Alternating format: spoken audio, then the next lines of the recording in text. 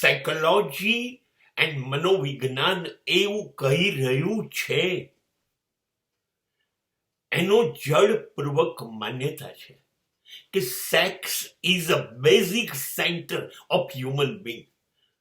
માણસ નું મુખ્ય કેન્દ્ર, મુખ્ય ધરી જ સેક્સ જાતીય વાસના છે. એની આજુબાજુ એ બધી જ પ્રવૃત્તિ કરે છે. હવે જો તમે એને જ કોઈ એ બાબતનું જ્ઞાન આપતા જ નથી બાળપણથી, તો તમે જે વસ્તુની ના પાડો છો કે એ એ એ દીકરાઓ પુરુષો, દીકરીઓ એટલે સ્ત્રીઓની તરફ જોવાનું જ નહીં, સ્ત્રીઓએ પુરુષો તરફ નહીં જોવાનું, બંને જણાએ કોઈની સામે તમે ના પાડો છો, તમે ના પાડો છો.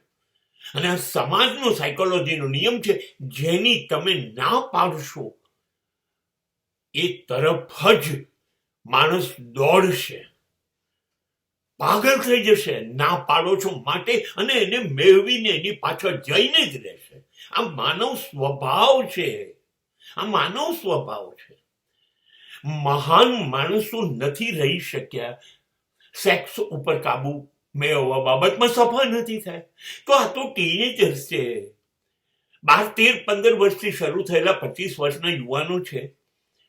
એ કેવી રીતે કાબુ રાખશે? અને એને ખબર જ નથી exactly what is sex and for what reason sex and what are the consequences. એના પરિણામ શું આવશે, આ ભોગવવાનું કેવી રીતે, આ અંગેની કશી જ માહિતી નથી. અને નથી મળતી એટલે ખોટા રસ્તા તરફ જાય છે. એ ફિલ્મો તરફ જાય છે, એ ટીવી સિરિયલો તરફ જાય છે. ત્યાં સુધી સારું હતું. એ પોર્નોગ્રાફી તરફ જાય છે અને વિકૃત થઈ જાય છે.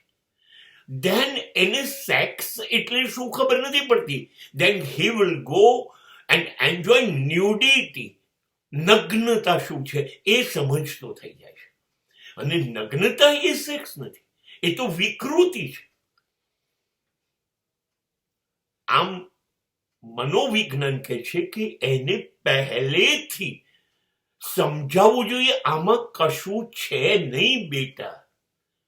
આ સમજણ 13 વર્ષની થાય એ પહેલા દીકરીઓને એની માતાએ આપવી જોઈએ કે આમાં આવું જ છે બેટા, બીજું કશું છે નહીં. એવું દીકરાઓને પપ્પાજીએ, એના પિતાએ સમજાવવું જોઈએ, આમાં બીજું કશું છે નહીં બેટા, આ જ છે. તમે આ તંદુરસ્ત થઈને માં અને બાપ સમજાવશે. હું તો ત્યાં સુધી કહું છું, શાળાઓમાં શિક્ષકો પણ પરિપક્વતાથી આ સમજાવે અને પવિત્રતાથી સમજાવે, તો આ પ્રશ્નનો ઉકેલ આવશે. કેમ કે એનામાં સમજણ આવશે કે આ શેના માટે હોય છે, આ કરવાથી શું થાય છે, આ કેમ ના થાય. તો એ વિકૃત નહીં થાય.